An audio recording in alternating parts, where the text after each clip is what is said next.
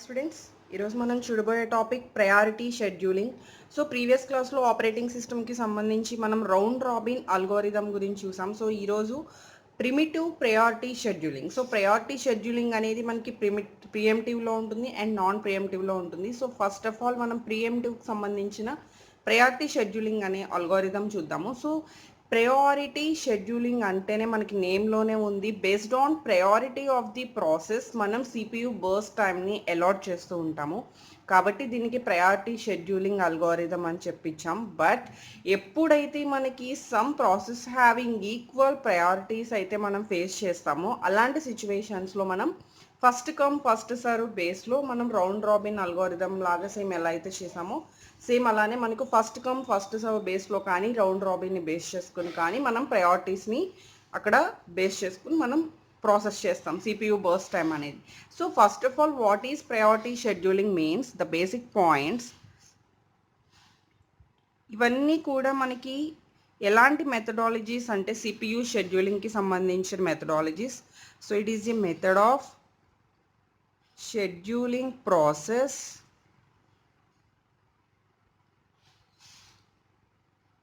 So ఈ algorithm మాత్రం మనకి కంప్లీట్గా ప్రయారిటీ మీద బేస్ చేసుకున్న algorithm.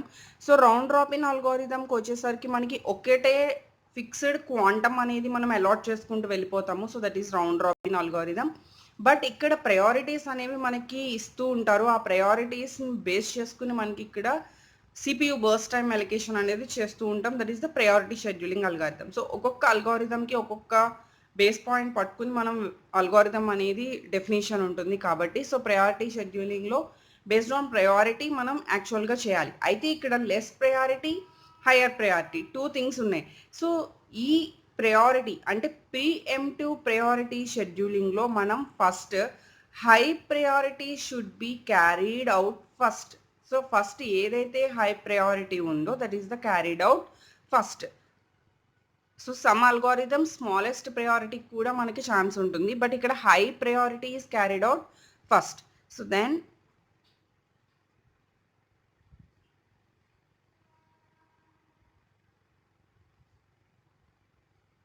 scheduler selects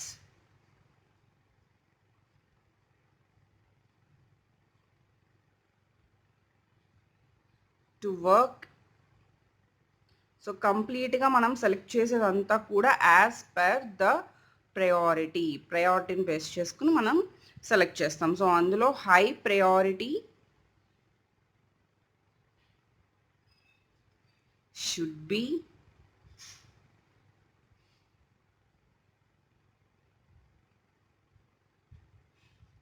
read out first.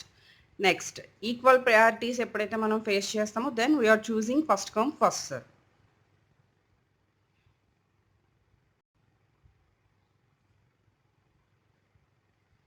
Equal priorities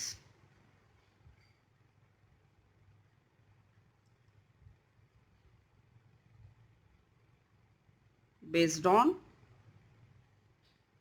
FCFS, that is first come first serve. Next ఇక్కడ స్మాలెస్ట్ ఇంటీజర్ ఏదైతే ఉంటుందో అది మనం హైయెస్ట్ ప్రయారిటీ ఇస్తాం.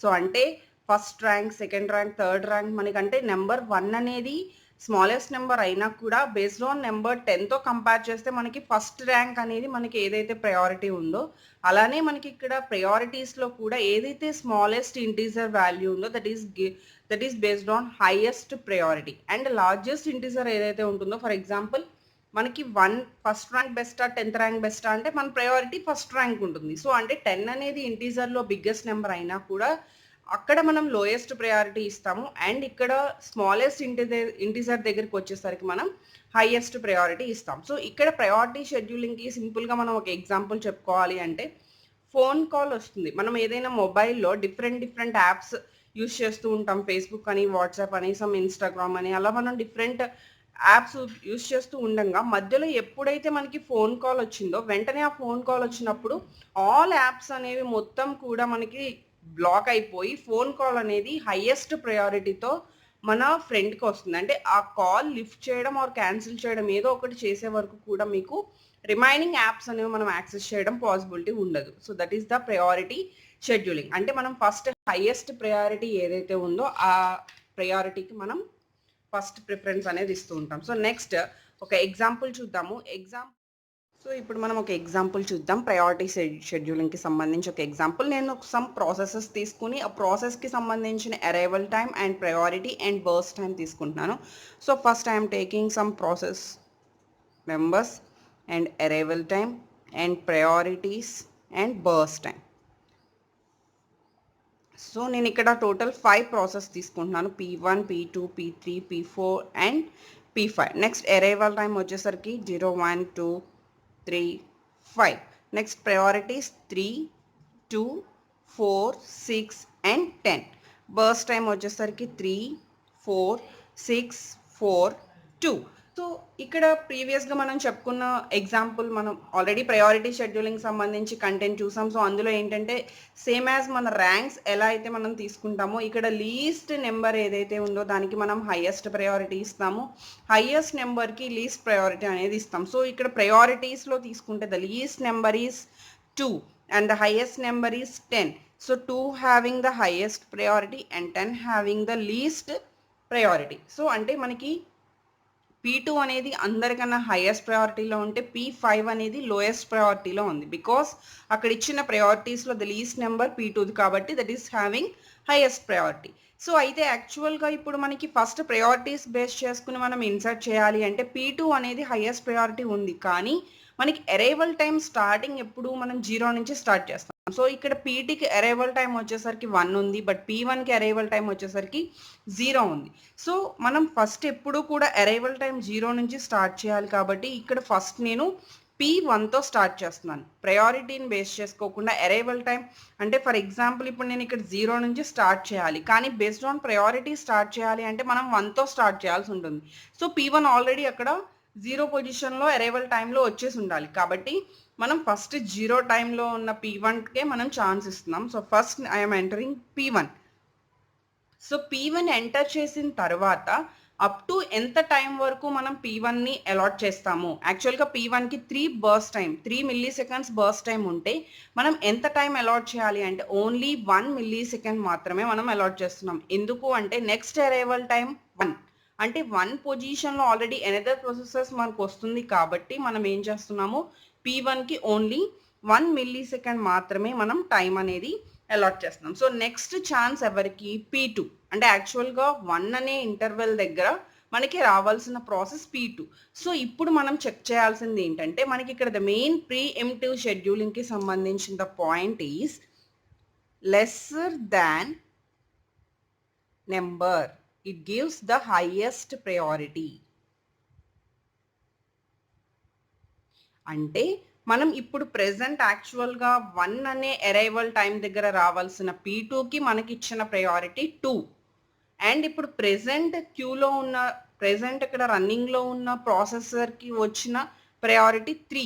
సో 3 and 2 రెండిట్లో కూడా లెస్సర్ నెంబర్ ఏది అంటే మనకి 2. కాబట్టి ఇప్పుడు ఫస్ట్ మనం ఇక్కడ ప్రిఫరెన్స్ ఎవరికి ఇస్తున్నాము అంటే P2కి ఇస్తాం. బికాస్ ప్రెజెంట్ ఉన్న ప్రాసెసర్ కన్నా నెక్స్ట్ వచ్చే ఇప్పుడు కమింగ్ ప్రాసెసర్కి మనకి లీస్ట్ నెంబర్ ప్రయారిటీ ఉంది కాబట్టి మనం దానికి హయ్యర్ ప్రయారిటీని బేస్ చేసుకుని మనం P2కి ఛాన్స్ ఇస్తున్నాం. సో ఇక్కడ ఇప్పుడు P2 ఎంటర్ అయింది. బట్ అప్ టు ఎంత టైం వరకు మనం అలాట్ చేయాలి? మరి హయ్యర్ ప్రయారిటీ ఉంది కదా, టోటల్ బర్స్ట్ టైం మొత్తం అలాట్ చేస్తామా అంటే మనం అలా అలాట్ చేయడం కుదరదు.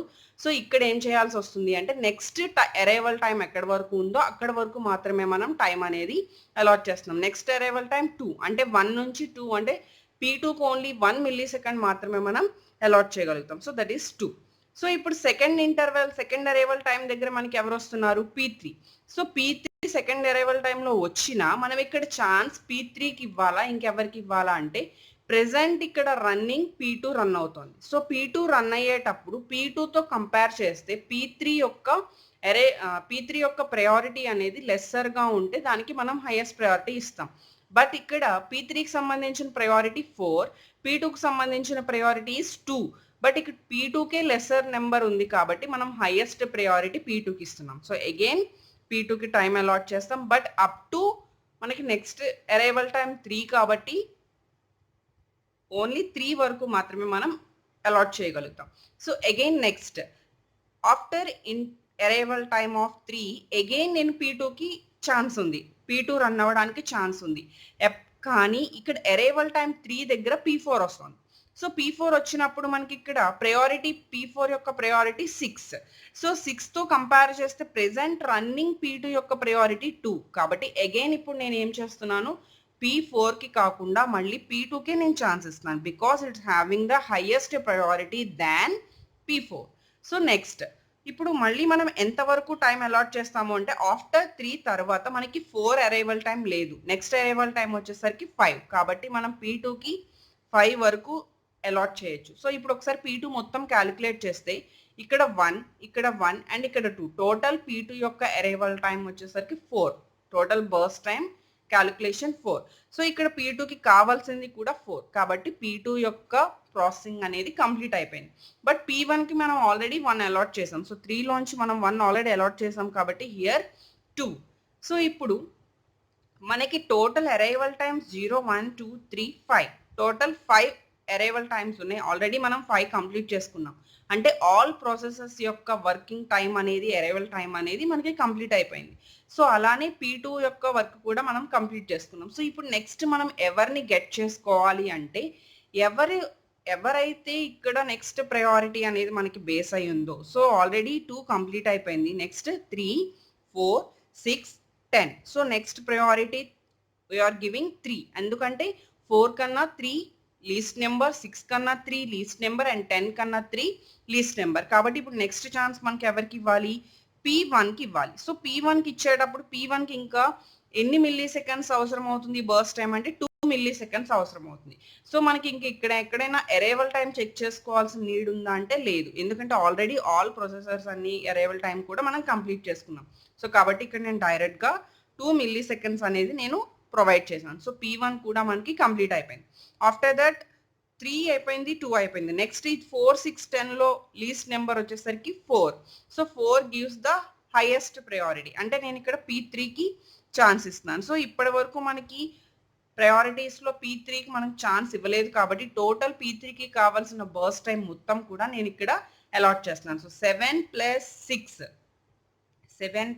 6 13 వరకు నేను P3కి అలాట్ చేశాను. సో P3 కూడా కంప్లీట్ అయిపోయింది. ఆఫ్టర్ దట్ 6 and 10లో ద లీస్ట్ నెంబర్ 6. కాబట్టి ఇక్కడ హైయెస్ట్ ప్రయారిటీ మనం ఎవరికి ఇస్తున్నాము, 6కి ఇస్తున్నాం. So next P4. So next P4కి కావాల్సింది 4. ఆల్రెడీ 13 నుంచి 4 అలాట్ చేస్తే 17. Next least priority, the least priority is 10, P5. So next P5కి వచ్చేసరికి మనం 2 మిల్లీ సెకండ్స్ బర్స్ట్ టైం మనకి నీడ్ ఉంది కాబట్టి 17 + 2 ఇట్స్ 19. సో ఇలా మనం ఏంటంటే ప్రయారిటీ షెడ్యూలింగ్, ప్రీఎంప్టివ్ షెడ్యూలింగ్ సంబంధించి lesser than number it gives the highest priority. So ఇప్పుడు బర్స్ట్ టైం నుంచి మనం కంప్లీట్ టైం అంటే ఏ టైంలో కంప్లీట్ అయింది and turn around time and waiting time and response time మనం క్యాలిక్యులేట్ చేయాలి. సో ఆల్రెడీ మనం ప్రీవియస్ క్లాస్లో మనం చూసుకున్నాం ఫార్ములాస్ అవన్నీ. బట్ నేను ఇక్కడ ఫస్ట్ వీటన్నిటికీ కూడా కంప్లీట్ టైం నోట్ చేస్తున్నాను. Complete time, turn around time, waiting time and response time.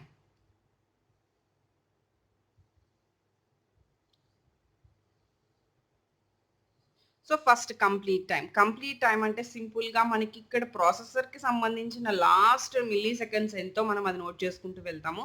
So first P1కి సంబంధించి the last position 7. So 7 is the complete time for P1 and P2 is the 5 and P3 is 13 and P4 17 and P5 is 19. So ఇలా మనం total complete time note చేసుకున్నాం. Next what is turn around time? Turn around time means the complete time minus arrival time. Complete time minus arrival time. So 7 - 0 7, 5 - 1 4 and 13 - 5 - 1 4, 13 - 2 11 and 17 - 3 14 and 19 - 5 14. Okay, so ఇక్కడ total మనం turn around time ఎలా calculate చేస్తాము అంటే turn around time నుంచి అంటే complete time minus arrival time కనుక మనం minus చేస్తే వచ్చే టైం అంతా కూడా మనకి turn around time. Next what is waiting time? So waiting టైంకి వచ్చేసరికి టర్న్ అరౌండ్ టైం ఏదైతే ప్రెసెంట్ మనం క్యాలిక్యులేట్ చేసామో minus burst time. So 7 minus 2 5 4 minus 7 minus the main time అనేది క్యాలిక్యులేట్ చేయాలి, 2 క్యాలిక్యులేట్ చేయకూడదు. 7 minus 3 is 4 and 4 minus 4 0, 11 minus 6 5, 14 minus 4 10 and 14 minus 2 12. So this is waiting time. Next response time వచ్చేసరికి మనకి ఏంటి అంటే ఫస్ట్ అరైవల్ టైం ఏదైతే ఉందో first arrival time minus arrival time. First arrival time అంటే మనం కంప్లీట్ టైం వచ్చేసరికి లాస్ట్ నుంచి చెక్ చేసుకుంటూ వచ్చాం, బట్ ఫస్ట్ అరైవల్ టైం వచ్చేసరికి ఫస్ట్ నుంచి చెక్ చేసుకుంటూ వెళ్ళాలి. సో P1 యొక్క first arrival time 0 and arrival time 0, 0 minus 0 0, and P2 యొక్క అరైవల్ టైం 1, 1 మైనస్ 1 0. P3 యొక్క arrival time starting arrival time 7, 7 minus 2 5, and P4 యొక్క first arrival time 13, 13 minus 3 10. Next P5 యొక్క first arrival time 17, 17 minus 5 12. So ఇవి టోటల్గా మనకి complete time, turn around time, waiting time and response time. So first ఈ process అనేది మనం వేసుకున్న తర్వాత, ఇలా ప్రాసెసింగ్ చేసుకున్న తర్వాత మనం ఈ 4 వాల్యూస్ అనేవి క్యాలిక్యులేట్ చేయగలుగుతాం. సో మీకు ఒకవేళ average complete time, average turn around time, average waiting time and average response time కావాలి అంటే టోటల్ వాల్యూస్ సమ్ చేసి డివైడెడ్ బై మనకు నెంబర్ ఆఫ్ ప్రాసెసెస్ 5 కాబట్టి డివైడెడ్ బై 5 అనేది చేస్తాం. So this is the preemptive priority scheduling algorithm.